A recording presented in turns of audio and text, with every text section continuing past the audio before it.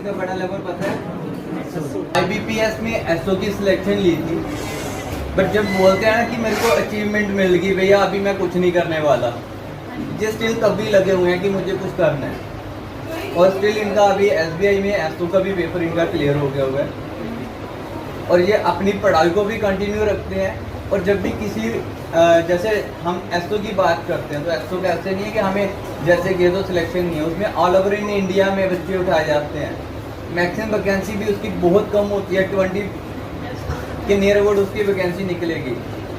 आज आप लोगों ने इनसे एक ही चीज़ सीखनी है कि भैया जिसका पढ़ाई में किस तरीके से पढ़ाई करनी चाहिए, जो डाउट है कि मुझे ज़िंदगी में पढ़ने के लिए क्या क्या करना चाहिए, मैंने इनसे क्या सीख सकते हो, जस्ट एक सेलिब्रिटी से आप क्या सीख सकते हो, वो आपने इनसे दिल खोल के क्वेश्चन पुट आउट कर सकते हो। मुझे आप लोगों में से रिजल्ट चाहिए, आप लोगों में से सिलेक्शन चाहिए।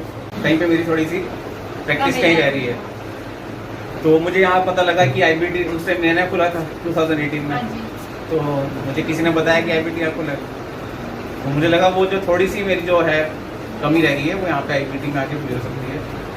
तो मैंने IBT ज्वाइन कर लिया, उस टाइम नवंबर की बात है।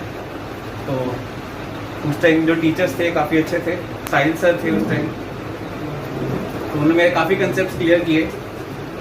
तो मेरे को मॉक टेस्ट, सबसे बड़ी बात है मॉक टेस्ट, तो मैं हमेशा मॉक टेस्ट यहाँ पे आके देता था। एक दिन भी मैंने मिस नहीं किया होगा कि यहाँ पे आके मैंने मॉक टेस्ट ना दिया हो, क्योंकि घर पे मेरे से दिया नहीं जाता था, घर पे कुछ ना कुछ प्रॉब्लम होती रहती है। मैं यहाँ पे आके डेली एक मॉक टेस्ट देता था, तो एनालाइज करता था कहाँ मेरी प्रॉब्लम रह रही है। कंसेप्ट जैसी क्लास खत्म होती थी मैं टीचर से पूछ लेता था, और जो क्वेश्चंस क्लास में सर करवाते हैं उसी टाइम उसको वहीं पे सॉल्व कर लेता था। घर के लिए नहीं कभी मैंने छोड़ा। तो घर पे कोई भी जो सर देते थे होमवर्क वगैरह वो तो कंप्लीट हो ही जाता था। तो उस टाइम मैंने दिसंबर में ICICI बैंक PO का एग्ज़ाम दिया था, तो मेरा क्लियर हो गया था, बट मैंने वो ज्वाइन नहीं किया क्योंकि मुझे था कि मुझे किसी गवर्नमेंट एग्जाम में जाना। फिर उसके बाद मई में मैंने IDP एग्जीक्यूटिव का एग्ज़ाम दिया, वो मेरा क्लियर हो गया, वो मैंने ज्वाइन कर लिया, बट वो था कि मुझे इससे भी ऊपर जाना है।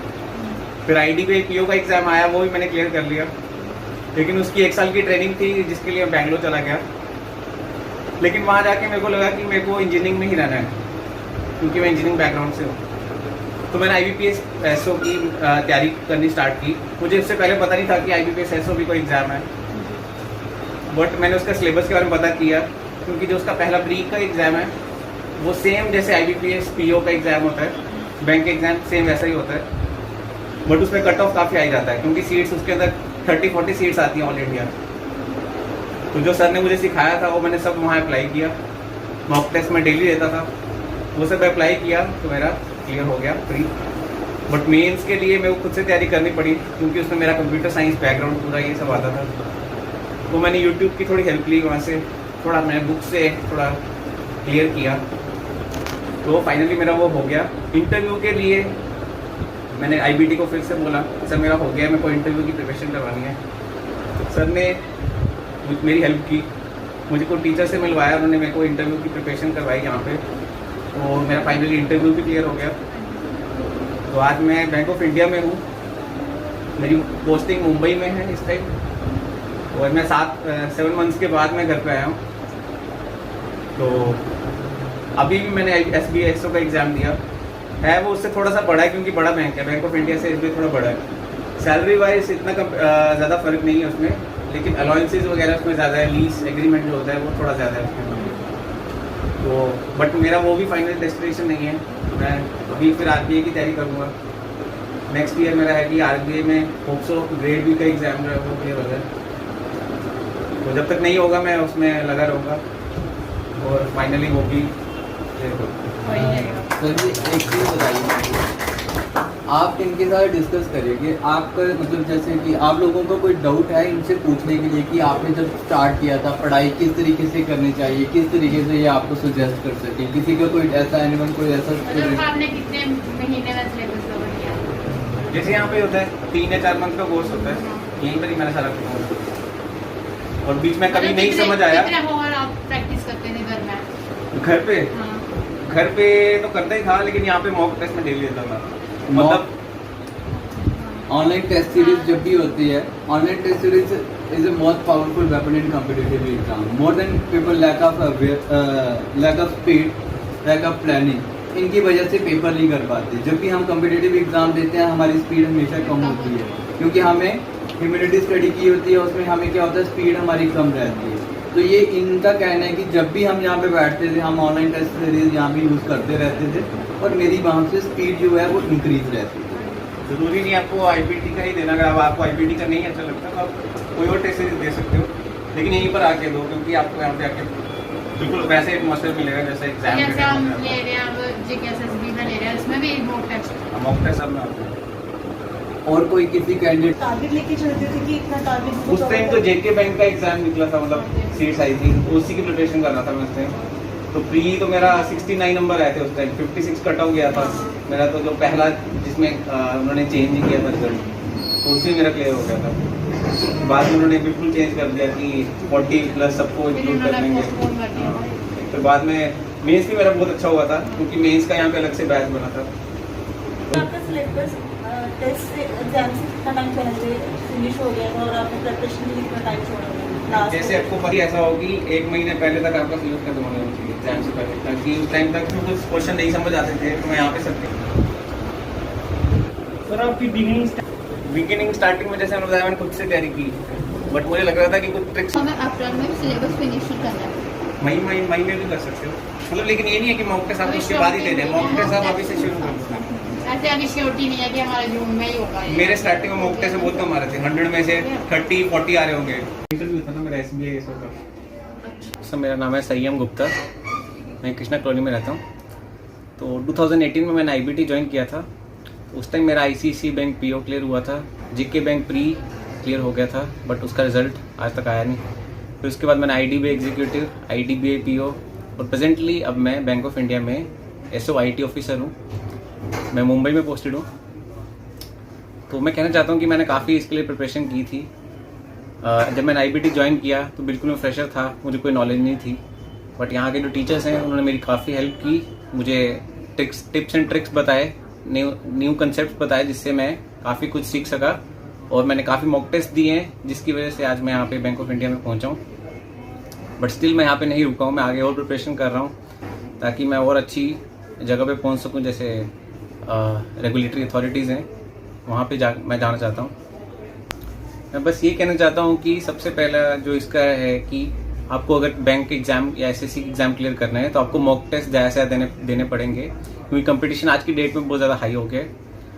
तो आप ये नहीं कह सकते कि मैंने यहाँ पे क्लास लगा ली तो मेरा मतलब क्लियर हो जाएगा। मॉक टेस्ट तो आपको देने ही पड़ेंगे, और जो डाउट्स हैं आपको उसी टाइम आपको उसी दिन क्लियर करने पड़ेंगे, क्योंकि डाउट्स आगे लेके आप कभी कुछ क्लियर नहीं कर पाएंगे। मैंने यही अपना एक्सपीरियंस शेयर किया कि कैसे मैंने ज्वाइन किया, कैसे मेरा मतलब न्यू कंसेप्ट सीख कर कहाँ मैं आज पहुँचा हूँ। मैंने देखा इनमें काफ़ी एंथुसियाज्म था, काफ़ी मेरे से इन्होंने क्वेश्चन पूछे। कुछ स्टूडेंट्स थे जो मैंने देखा कि काफ़ी मतलब चाहते थे कि उनका क्लियर हो, लेकिन उनको कोई चाहिए था कि गाइड करे अच्छे से। तो मैंने अपना एक्सपीरियंस उनके साथ शेयर किया है।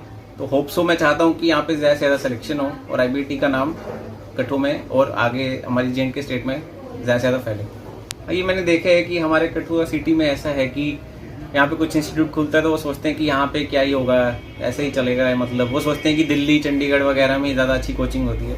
बट मैं दिल्ली और चंडीगढ़ भी होके आ गया हूँ और मैंने ये देखे कि वहाँ पे और यहाँ पे कोई कंपैरिजन नहीं है, मतलब दोनों सेम ही है, कोई डिफरेंस आपको दिखेगा नहीं वहाँ और यहाँ पे, क्योंकि वहाँ पे वो इतना स्टूडेंट्स हैं उनके पास, वो किसी एक बच्चे पे फोकस नहीं कर पाते हैं। उनका काम है बस पढ़ाना और चले जाना, और डाउट्स के लिए भी आपको लंबी मतलब वेट करना पड़ सकता है। लेकिन यहाँ पे आपको डाउट क्लास के बाद ही आप सीधा टीचर से पूछ सकते हो। तो ये मैं आपसे कहूँगा, ये तब होता है जब उसका जैसे उसकी ग्रेजुएशन बहुत पहले हो चुकी हो और बहुत टाइम से वो जॉबलेस हो और उसके घर वाले उसको फोर्स कर रहे हो। कई बार बहुत प्रेशर होता है कि मेरे को जॉब नहीं लग रही है, कोई एग्जाम क्लियर नहीं हो रहा है।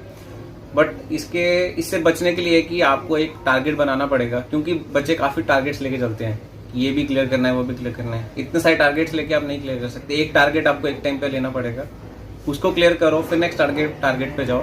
क्योंकि मैंने भी ऐसे ही किया है। और प्रिपरेशन कभी बंद मत करो, प्रिपरेशन आपको एंड डे तक आपको रखनी है, तभी आपका एग्जाम क्लियर होगा। मैं उनसे यही कहूँगा कि कुछ भी हो सकता है, क्योंकि जो अभी जहाँ मैं पहुँचा IBPS SO IT क्लियर करके, मैं भी स्टार्टिंग में सोचता था कि कुछ सीट्स ही बहुत कम होती हैं, जैसे फ्यू 100 सीट्स होती हैं, तो मेरे टाइम तो 76 सीट्स थी, तो मुझे भी लगा था कि ये कहाँ ही क्लियर होगा। बट अगर आपकी प्रिपरेशन अच्छी है, आपने टारगेट बनाया हुआ है, तो आप कुछ भी क्लियर कर सकते हो। कोई भी टारगेट अनअचीवेबल नहीं है। तो मैं उनसे ये कहूँगा कि प्रिपरेशन करो और टारगेट अचीव करके पेरेंट्स को प्राउड फील कराओ। ज्वाइनिंग कहाँ पे डली है? मुंबई।